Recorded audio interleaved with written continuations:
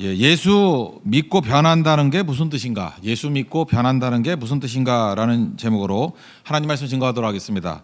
우리가 신앙생활을 하면서 고민에 빠지게 됩니다. 왜 나는 이렇게 변화가 없나? 이런 고민에 빠지게 됩니다. 성교도 갔다 온 것 같은데 자기는 느끼는 거예요. 변화가 없는 것 같아요. 그리고 헌신을 해도 그리 큰 변화가 있는 것 같지가 않습니다. 그러니까 스스로는 알잖아요. 여전히 연약하고 여전히 더럽고 여전히 넘어지기 쉬운 종이다. 이렇게 생각을 하게 된다는 것입니다. 전제가 조금 너무 완벽하기 때문에 그렇습니다. 예수 믿으면 이렇게 될 것이다라는 전제가 조금 틀렸기 때문에 그래요. 예수 믿으면 죄도 짓지 않고, 예수 믿으면 나쁜 생각은 절대로 안 하고, 예수 믿으면 늘 충만, 늘 깨끗할 것이다라는 것을 전제로 삼으니까 변화되지 않은 것 같이 느껴진다라는 것입니다. 변한다는 게 뭔지 이게 되게 정의가 중요한데, 오늘 4장 7절을 보니까 이원화시켜서 정의를 말하고 있습니다. 질그릇이 있고 보배가 있다라는 거예요. 그러니까 7절에 이렇게 돼 있잖아요. 우리가 이 보배를 질그릇에 가졌으니. 질그릇은 누구냐면 나거든요. 나는 잘 변화 안 되는 거예요. 질그릇이 변화 되겠어요? 그런데 질그릇의 가치를 바꾸는 게 뭐냐면 그 속에 담겨져 있는 보배입니다. 그게 예수님이고 그게 복음이다, 이렇게 말할 수 있다라는 거예요. 그러니까 정의를 잘 내리십시오. 우리가 예수 믿고 변화가 됐다고 하는 것은 질그릇이 금그릇 되는 게 아니고, 그릇 바뀌는 게 아니고, 무엇을 담느냐 하는 싸움입니다. 그러니까 예수를 담는 게 변화되는 거예요. 그리고 복음을 담는 게 변화가 되는 것입니다. 근데 우리 어디서 착각에 빠지냐면 그릇이 변화되는 게 변하지 않는다고요.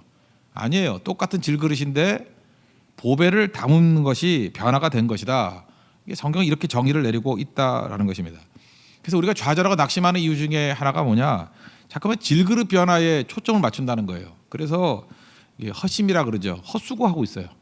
질그릇은 바뀌는 것도 아니고, 질그릇 바꿔서 뭐 하려고 그래요. 질그릇이 메시지가 아니잖아요. 그래서 어떤 사람 질그릇 열심히 바꿔놓고 난 다음에 질그릇을 자랑해요. 나 이제 은그릇 됐다. 그게 무슨 메시지예요. 그래봐야 사람인데. 그런 이상한 데로 빠지는 경우가 많이 있다는 것입니다. 개선해도 그릇은 그릇일 뿐이라는 것입니다. 어떤 사람은 질그릇에다가 다이아몬드 박아놓는 사람이 있어요. 그럼 다이아몬드 박힌 질그릇이죠. 그거 아무것도 아닙니다. 그죠? 그러니까 질그릇은 완벽한 게 아니라는 것입니다. 그릇은 그릇이죠. 쓰다 버리는 거 아니에요. 그게 나라는 거예요. 변화는 뭐냐? 왜 가치가 있어지죠? 질그릇이 금그릇 되는 게 아니고 담겨져 있는 것이 위대하기 때문에 위대한 게 되는 거예요. 그래서 신앙이란 건 뭐냐? 담는 싸움이라는 것입니다. 그래서 아무것도 아닌데 담긴 게 너무 위대해요. 그래서 위대해지는 것, 그게 변화가 된다는 것입니다. 이제는 보배를 담았다. 이게 신앙의 성장이고 이게 변화되었다, 이런 것입니다. 그래서 우리의 목표가 달라지는 거예요.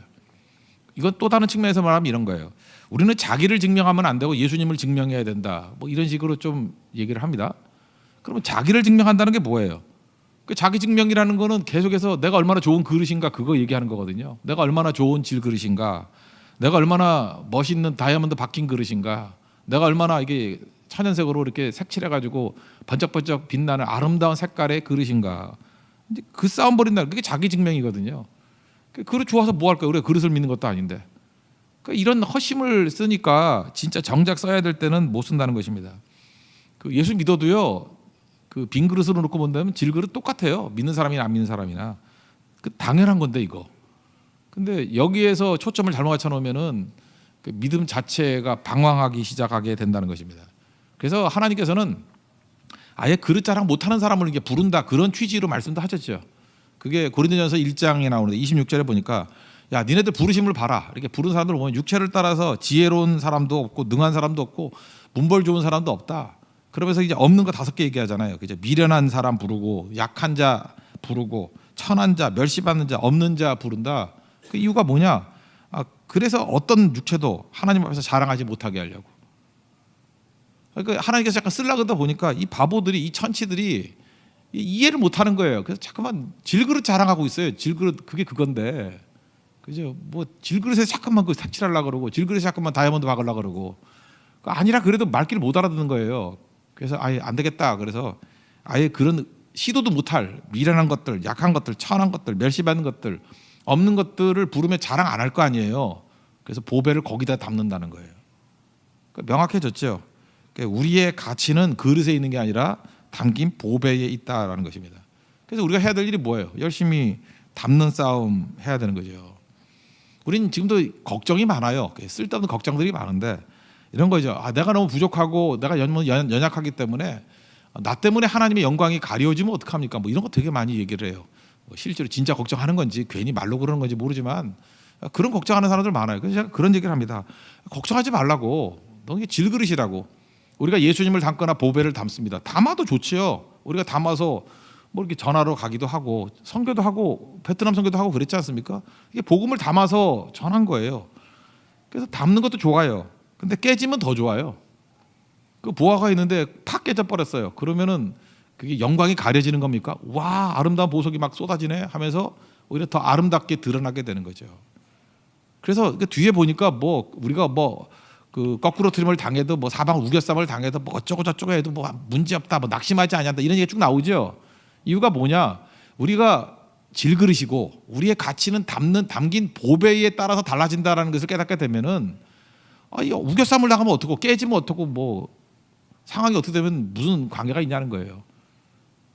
깨지지 않으면 잘 담아서 옮기면 되는 거고 깨지면 보배가 더 극적으로 드러나는 거 아닙니까? 그래서 하나님께 영광이 된다. 그러니까 여러분들 내가 약해서 내가 깨질까 봐 내가 뭐 부족할까 봐 걱정할 필요 없습니다. 쓸데없는 걱정이에요. 그냥 안 깨지면 안 깨지는 데에 쓰임 받고요. 깨지면은 깨지는 데에 쓰임 받으면 된다라는 것입니다. 잘 보세요. 탕자가 지가 걱정하는 거야. 내가 잘해야지 아버지께 영광을 돌리지. 그냥 네 멋대로 살아도 하나님은 다 영광 받으셔요. 예를 들어서 탕자가 집에 있었어요. 그랬더니 아버지가 잘해주잖아요. 그러니까 좋은 아버지죠. 아버지가 좋은 아버지. 집에 있을 때 좋은 아버지지 안 좋은 아버지입니까? 근데 집 나갔어요. 아버지 배신하고.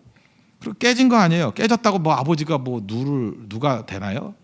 아버지는 기다리는 아버지고 환영해주는 아버지고 용서해주는 아버지고 그죠? 이게 품어주는 아버지고 더 위대해지죠. 집 아래에 있을 때 아버지보다도 탕자가 깨졌을 때 아버지가 더 멋지지 않아요? 우리도 마찬가지라는 것입니다. 뭐 이렇게 교회가 깨지거나 여러분 성도 한 사람 한 사람이 넘어졌다고 뭐 하나님께 영광이 돌려지지 않는다. 그럴 일 없어요. 그러니까 저렇게 거지 같은 놈을 사용하는 걸 보니까 하나님이 대단하죠. 그런 거지. 뭐 여러분들이 뭐 고매한 인격을 가지고 뭐 모델이 좋다고 해서 그것 때문에 사람들이 깨지거나 그런 일은 없다라는 것입니다. 질그릇입니다. 질그릇. 이걸 명확히 알고 있으면 된다라는 것입니다. 그러니까 우리가 아파도 마찬가지예요. 건강하면 잘 쓰임 받는다고 생각하죠. 건강하면 잘 쓰임 받죠. 잘해서 뭐 성교도 열심히 하고 봉사하십시오. 그럼 아프면 쓰임 받지 못하나요? 저렇게 빌빌대는 인간도 하나님이 들어 쓰시니까 일이 되네. 그래서 영광 받으시는 거죠. 그러니까 하나님께 영광 받지 못할 건 하나도 없고 문제는 뭐냐? 보배가 담겨 있어야 된다는 거예요. 그 목회가 뭔지 알아요? 여러분 속에 보배인 예수님을 담고 말씀을 담고 이렇게 자꾸 담아야 돼. 복음을 담고 담아놓고 난 다음에 걱정할 거 하나도 없어요. 안 깨져도 쓰임받고 깨지면 더 크게 쓰임받고. 그러니까 그 다음부터 목회가 자유로운 거죠. 뭐 어디 가든지 하나님 영광이 드러나는 인생이 사는 거죠. 근데 문제는 뭐예요? 아무것도 담겨있지 않으면 뭐 깨지면 시끄럽기만 하겠죠. 그럼 뭐 이래저래 손해 아니겠습니까? 그러니까 복음이 우리 교회가 해야 될 일은 뭐냐? 계속 담는 싸움 이거 벌여야 된다는 것입니다. 베트남 선교를 갔습니다. 갔더니 이제 갔다 오니까 뭐 그래 이번엔 주로 뭐 예배 많이 드리고 그랬거든요. 그랬더니 뭐 수고하셨어요. 그랬더니 한 개 있어야죠. 이렇게 말하는 분이 꽤 많았어요. 한 개 없었대. 뭐 제가 봐도 그래 별로 한 게 없어요. 그냥 자고 먹고 먹으랄 때 먹고 뭐 앉아서 예배 드리고 그냥 가가지고 뭐 공연할 때 구경하고 죽치고 앉아 있고 뭐 이런 거 그게 한 게 없다고 생각하는 거예요 이분들은. 근데 뭐 그럼 옛날에는 한 게 있었나? 우리는 그러고 사는 건데 이제 명확히 깨달은 거죠. 한 게 없다라고 생각하는 게 맞는 거예요. 근데 사실 엄청나게 많은 일을 했거든요. 학교 가서 사역을 했습니다. 그 찌영반다라는 뭐 학교 갔는데 이게 선교 사적인 일로 볼 때는 굉장히 획기적인 일인 것 같아요. 그 인민위원회에서 허가를 받아서 MOU 체결해서 간 거예요. 그 공산주의 국가거든요. 학교 절대 열어주지 않습니다. 아마 우리가 최초인 것 같아요. 근데 우리 성도들은 아무것도 한 일이 없다 그러잖아요. 뭐 뭘 알아야 감격을 하죠. 감격도요. 뭐 지식이 있어야 감격을 하는 거예요. 그냥 밥 먹고 졸다가 오면은 뭘 했는지도 몰라요. 이게 굉장히 혁신적인 일이었거든요. 획기적인 일이었는데 그냥 뭐 매콤하게서 배 타는 기억밖에 없는 거예요. 그죠? 이게 되게 큰 일을 한 건데. 그리고 예람제란 걸 했거든요. 그 불신자들 데리고 공산주의 국가는 전도 못해요. 전도가 안 되게 되거든요. 헌법에. 그러니까 자기 발로 와야 돼요. 근데 자기 발로 50명이 왔어요. 이것도 획기적인 일이거든요. 그 공산주의 국가에서 전도했다는 소리 들어봤어요? 우리 전도 집회했어요. 대들하니까 이것도 획기적인 일이에요. 근데 또 모르니까 이게 뭘 한지도 몰라요. 지금 거기서 뭐 댄스하고 온 줄 알아요. 그거 아닌데. 그러니까 아무것도 한 일이 없다 그러죠. 이게 엄청나게 한 일인 거거든요. 그 다음에 뭐 신학생들 이렇게 7번 제가 예배를 드렸거든요. 7번 예배 드렸는데 이렇게 7번이나 부흥회하고 예배 드릴 정도로 할 수 있는 게 이게 쉬운 게 아니거든요. 그런 거 다 해냈어요. 그러니까 사실은 엄청나게 하나님이 일하신 건데 이 내용들이 다 뭐예요? 우리 다 질그릇들인데 아무것도 아닌 건데 보배 신고 온 거예요. 보배. 각자 나름대로. 그럼 하나님이 일하시는 거죠. 근데 우린 느낌이 그래요. 내가 뭘 하고 내가 전해주고 내가 설득하고 그래 뭐 한 것 같아. 그래서 그런 사람 잘 안 쓴다니까요. 그래서 계속 선교대원들은요, 뭐 한 게 없는데요. 이런 사람들이 가야 돼요. 뭐 한 게 없는데요. 그럴 때 하나님이 가장 큰 일을 하신다는 것입니다. 왜? 우리 그릇이거든요. 그릇이 뭘 한 일이 있어? 나라다 준 거지. 보배가 다 하는 거죠. 담겨 있는 보배가 다 하게 된다는 것입니다. 그래서 하나님께서 우리를 이끌어 가실 때 주로 보면은 여러분 인생 예수를 믿어보세요. 믿어보면은 뭐 이렇게 자부심이 생기거나 이렇게 보람을 느끼기보다는 당했다라고 하는 느낌을 많이 받아요. 계속 당하는 쪽으로 가요. 왜냐하면 그래야 보배가 드러나거든. 내가 뭐 했다 그럴 거는 사실은 일을 한 게 아니고 그게 사실 신앙의 위기인 거예요. 하긴 뭐래 지가. 오늘 10절 같은 데 한번 보세요. 우리가 항상 예수의 죽음을 몸에 짊어짐은 예수의 생명이 또한 우리 몸에 나타나게 하려 함이라. 그러니까 죽음을 짊어졌다. 이건 뭐예요? 맨날 당하고 산다는 거죠. 이렇게 맨날 당하고 사는 거예요. 당하고 살 때에 예수의 생명이 이렇게 나타난대요. 이런 거죠. 뭐 어디 가가지고 예수 믿는 사람들의 그 보배로움이 어디서 드러나느냐? 오른쪽 뺨을 맞았어. 그럼 보통 같으면 그냥 옥수수를 털어버리잖아. 이게 어디 쳐 하고. 근데 왼뺨을 갖다 댄단 말이에요. 그럼 세상이 깜짝 놀랄 거죠. 뭐 이런 게 다 있어. 그렇게 당하는 거예요. 우리는 당하면서 거기서 보배가 드러나는 거예요. 예수 믿는 사람은 저런 거구나. 뭐 이런 거. 건강할 때는 모르겠는데 뭐 맨날 골골대가 아픈데 맨날 어디 간대. 성교 간대. 그럼 세상 사람이 그럴 거 아니에요. 저거 아픈데도 저거 뭐 하는 거야? 되게 중요한 일을 하는구나. 저렇게 아픈 사람을 통해서도 뭐 믿는 사람이 나오는구나. 이런 걸 통해서 당하는 거죠. 깨지는 거죠. 그러니까 세상 사람이 한심해 보이는 거예요. 저거 직장도 없어 보이는데 돈도 없어 보이는데 저거 맨날 왜 저러고 있나? 근데 그걸 통해서 일이 이루어지거든요. 그러니까 나중에는 시간 지나놓고 보면 이제 부끄러워지는 거야. 난 돈도 있고 시간도 있었는데 왜 난 못했지? 그러니까 뒤에 있는 자를 부끄럽게 만든다는 게 그런 거예요.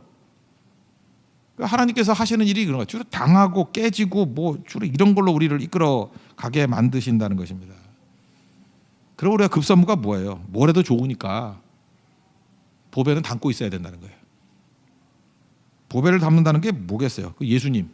잠깐 예수님 담아놔야 되고요. 가슴 속에. 복음을 담아야 되고 말씀을 담아놔야 된다라는 것입니다. 이거 안 하고요. 맨날 앉아가지고 국리, 이 국리 정리하고 예수 믿는 걸 생각으로 생각해요. 그래서 맨날 생각만 하고 있잖아요. 여러분 인간의 이 생각이라는 거, 인간의 논리라는 게 얼마나 이게 허무한 건지 아십니까? 이렇게 한번 예를 들어보면 이제 뻔한 거 갖고 한번 예를 들어봐요. 생각이 논리적으로 이게 완벽해도 그게 엉터리라는 거를 알 수 있는 거, 뭐 잘하는 거죠. 논리와 현실의 괴리감이에요. 그리스 신화에 나오는 가장 발이 빠른 사람이 누구냐면 아킬레스예요. 그래서 아킬레스 건이라고 있죠. 거기 뭐 발목 옆에. 그죠? 아킬레스 무지 빠른 애예요. 근데 그런 얘기가 있어요. 아킬레스가 그렇게 빠른데도 불구하고 그의 앞에 기어가는 거북이를 따라잡을 수 없다. 거북이를 추월할 수 없다. 이런 명제가 있어요. 논리가 이런 거예요. 50m 앞에 거북이가 있어요. 아킬레스가 무지 빠르게 갔어요. 거북이한테. 아무리 빨리 가도 거북이가 조금 앞으로 가 있겠죠. 무슨지 몰라요? 내가 아무리 빨리 가도 앞에 좀 더 가 있을 거 아니에요. 그 다음에 또 달려가요. 그래도 또 거북이 좀 앞으로 가 있을 거 아니에요. 그러니까 간격은 좁힐 수 있지만 영원히 추월은 할 수 없죠. 이거 논리적으로 빈틈없는 논리예요. 여기서 틀린 논리가 어디 있어? 맞잖아요. 아무리 빨라가도 조금이라도 움직일 거 아니에요. 그러면 간격은 계속 좁아지지만 무한대로 좁아지지만 영원히 추월은 안 돼. 근데 현실이 추월이 돼야 한대요. 되죠. 해보지 않는 사람들의 논리가 이런 거예요. 해보지도 않아놓고 머릿속으로만 예수를 믿는 거예요. 그래서 우리는 영원히 거북이를 추월할 수 없어 이러고 믿는 바보들이 있다니까요. 해보면 되는 건데. 한편 손 마른 사람이 있잖아요. 이것도 이론적으로 봐요. 손이 말라서 신경이 다 죽고 피가 안 통해요. 그럼 예수님이 어떻게 해야 돼요?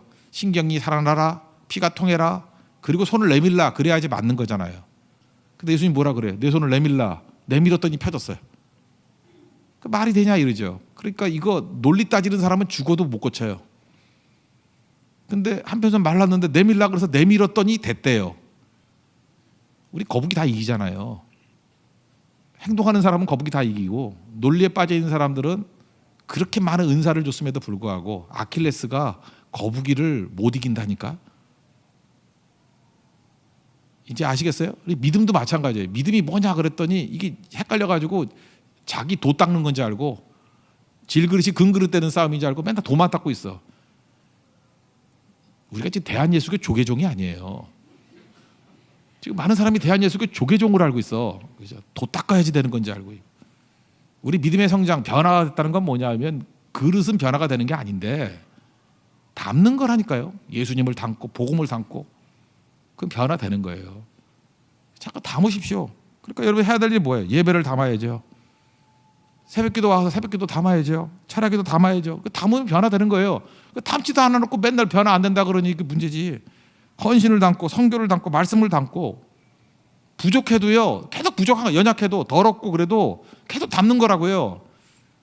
담아놓으면 담는 싸움을 벌이면 그게 예수 믿고 변화된다는 뜻이라니까요. 거기서 하나님의 능력이 드러나고 힘이 드러나게 된다는 것입니다. 두 번째, 이거 당연한 이제 질문을 할 건데 그러면 인격이 더러워도 개쓰레기 같아도 담기만 하면 되느냐 이런 반문을 하게 돼 있다고. 더러워도 오케이? 그러면 뭐 타락해도 오케이? 그럼 우리는 타락할 수도 있잖아요. 누가 없대? 그러면 타락할 수 있는 가능성이 있잖아요. 우리도 예수 믿고 난 다음에도 또 죄질 수 있고 넘어질 수도 있고 그래요. 그럼 뭐 그냥 그거를 어쩔 수 없는 일이라고 넘어갈 거예요? 그게 아니고 넘어지지 않는 방법이 있죠. 잘 보면 세상에서 제일 위험한 게 뭐냐? 빈 그릇이에요. 빈 그릇이 있으니까 딴 거가 잠깐 오물이 들어가는 거지. 그럼 빈 그릇 아니고 타락하지 않는 방법이 뭘까요? 그 보배로 가득 채우면 되는 거예요. 그걸 성경에서 충만이라 그래요. 성령 충만하면 충만은 꽉 찼다는 거 아니에요. 그 뭐가 들어갈 수 있어요 그 안에? 못 들어가죠. 그래서 계속해서 성령 충만을 받으라 그러는 거예요. 우리가 넘어지지 않고 타락하지 않고 이길 수 있는 길이 뭐냐? 우리는 빈 그릇 때문에 뭐가 들어가 자꾸만. 그러니까 계속해서 보배를 담는 싸움 벌이고 있어야 되는 거예요. 계속 충만하게 담고 성령으로 담고. 그럼 언제까지? 계속 담는 한 유지돼요. 근데 또 우리가 그러지 못하잖아요. 가끔마다 이제 널브러져 있다가 딴 거 들어가면 또 깨지고 그러는 건데. 그러니까 우리 평생의 삶이 뭐예요? 현재 진행형이에요. 성령 충만을 받으라. 로마서 6장에 이런 얘기가 나오는데 15절에 우리가 법 아래 있지 않냐고 은혜 아래 있으니, 그러니까 우리가 뭐 이제 구원받았으니 그럼 죄를 지으리요 이렇게 질문해. 이런 또라이 같은 애들이 또 이런 질문을 한다는 거예요. 그러면 우리가 죄를 지어도 되는 거냐? 그럴 수 없느니라 라고 하면서 논리가 뭐냐? 채우는 논리예요. 로마서 6장 16절을 보니까 누구에게든지 순종하든지 그 순종하는 자의 종이 된다. 죄에게 순종하면, 죄를 채우면 죄의 종 되는 거고, 순종한다는 건 뭐예요? 보배로 채운다는 거 아니에요? 예수님을 채우고 말씀을 순종하면 순종의 종으로 의에 이르게 된다고. 그래서 우리가 죄로부터 해방되어 의에게 종이 되었느니라. 더러운 것들을 뱉어내고 보배를 채우고 난 다음에 그거를 순종으로 유지하는 거예요. 그러면 의의 종이 된다. 그 논리라고요. 채우는 논리지 변화되는 논리가 아니죠. 계속 채우는 거예요. 채운다는 게 뭐예요? 순종함으로 채우는 거예요. 순종함으로. 그러니까 변화되는 건 순종이지 도 닦는 거 아니라는 거예요.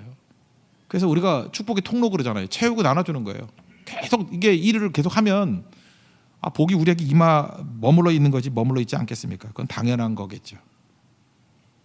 그러니까 우리가 해야 될 일이 뭐냐 하면 한 사람 한 사람 인격을 이렇게 경계선을 두 개 만들어서, 나라는 인격의 경계선이 있잖아요. 이 경계선 안에, 이 바운더리 안에 좋은 거는 잠깐만 받아들여서 채우고, 이 질그릇이라는 바운더리가 있잖아요. 채우고, 질그다라는 더러운 것들이 있죠. 이 죄, 불의의 것들 이런 건 뱉어내야 돼요. 이 바운더리 안에. 그래서 신앙에서 제일 중요한 게 뭐냐면 바운더리예요. 경계. 내 안에 좋은 것들은 잠깐만 초청을 해야 되고 속에 있는 나쁜 것들은 뱉어낼 줄 알아야 돼요. 쏟아낼 줄 알아야 돼요. 그래서 바운더리에서 중요한 게 뭐예요? yes or no. 들어오는 것을 환영할 줄 알아야 되고요. 더러운 게 들어올 때 no 할 줄 알아야 돼요. 이게 중요하다는 거죠. 이게 안 돼 있는 사람들은 신앙 인격이 돼 있지 않은 거예요. 이거는 사실은 교육을 못 받은 거죠. 예를 하나 본다 그러면 25살 난 어떤 아들을 둔 엄마가 있어요. 25살. 25살 둔 아들이 있는데 이제 미국 얘기지만 뭐 우리나라 같이 얘기할게요. 그 목사님 찾아왔어요. 이 아들 좀 바로 잡아 주십시오. 이 아들이 논팽입니다. 왜냐하면 자기는 그렇게 개판으로 살면서도 스스로는 문제 없다고 생각하면서 살아갑니다. 목사님 이거 어찌합니까? 그러면서 이제 아들의 문제점을 얘기하는 거예요. 25살인데 얘가 온전한 생활을 못합니다. 뭐 미국이니까 마약도 합니다. 뭐 직장도 안 다닙니다. 미치겠습니다. 근데 목사님이 상담해 보니까 잘 들어보니까 부모가 다 해주는 거예요. 부모가 모든 걸 다 해주는 거예요. 그러니까 이 목사님이 대답을 이렇게 했어요. 그 아이는 문제가 없는 것 같은데요. 왜냐하면 자기가 원하는 것을 정확히 알고 있지 않습니까? 그 아들은 자기가 원하는 게 뭔지 알고 있어요. 그죠? 원하는 거 하고 있는 거예요. 자기 딴에는 원하는 거. 근데 문제는 뭐냐 하면 부모에게 있는 거예요. 여러분 인생이 그래요. 내가 원하는 걸 하잖아요. 원하는 것을 하면은 결과가 나올 거 아니에요. 그 결과에 대해서 피드백을 받습니다. 이 대해서 우리 어른들한테 이렇게 뭐 사태질하고 싸울 수 있잖아요. 뭐 나이 들면 다야 뭐 꼰대가 뭐 어쩌고 이럴 수 있잖아요. 그건 자기가 결정하는 거예요. 그러면 살아남을 수 있나요? 사회에서 매장이 되든지 직장이 잘리든지 아니면 어디 구덩이에 묻히든지 뭐 이렇게 될 거 아니에요. 그럼 이렇게 하면 죽는구나 라고 하면서 그걸 뱉어내고 좋은 걸 받아들이고 이런 과정이 있어야 되는 거가 사회성 아니에요? 사회성이 그런 거잖아요. 근데 이거를 기를 수 있는 기회를 주지 않은 거예요. 부모가 다 해주니까. 그래서 예를 들어서 아들은 문제가 없고요. 그 자녀가 무슨 일 하든지 다 도와주니까 부모의 문제가 있다라는 거예요. 그러니까 뭘 하려면 책임을 져야 되는데 부모가 돈도 다 내주고 부모가 안달도 대신해줘요. 이거 어떡하나 막 안달복달 혼자 다 하고 걱정도 부모가 다 해줘. 그리고 아들의 미래 계획도 부모가 다 세워줘. 그러니까 아들의 문제를 다 부모가 짊어지고 있는 거예요. 그러니까 25살의 한 남자의 문제가 있을 거 아니에요. 근데 25살의 그 한 아들의 문제가 다 부모의 문제가 돼버렸어요. 그래서 목사님이 그 엄마한테 이렇게 조언했대요. 아들이 문제를 가질 수 있도록 도와주십시오. 우리 인생을 살아가면서 문제를 가져야 돼요. 내 문제라고. 그래야 될 거 아니에요. 그래야 바운더리가 생길 거 아니에요. 이게 내 문제니까. 이 독 같은 걸 품고 있으면 내가 죽는구나. 이거 뱉어내야 되고. 좋은 게 저기 있는데 빨리빨리 받아들여야 내게 되는구나. 그래야 독립적인 인격으로 신앙 인격으로 커가는 거죠. 근데 그걸 다 간섭해가지고 다 해주니 돼요? 요즘 그 길 건너는 거 몇 살 정도면 할 수 있나? 뭐 넉넉 잡고 중학생이면 혼자 길 건널 수 있죠. 아닙니까? 제 생각에는 한 초등학교 3학년이면 되는데 초등학교 3학년이면 길을 건널 수 있죠. 근데 가끔마다 이 또라이 같은 부모들이 있어요. 위험하대. 그래가지고 초등학교 3학년, 뭐 중학교 1학년이라 합시다. 중학교 1학년 정도 되는 애를 학교에 가가지고 길 건너는 것까지 도와줘요. 그러니까 위험에서부터 보호받는 것, 이 바운더리가 자기 책임이거든요. 함부로 건너면 다칠 수 있구나. 조심해야지 내가 안전할 수 있구나. 이 바운더리 안에서 예스 노를 자기가 결정해야 되는데 부모가 다 해주는 거예요.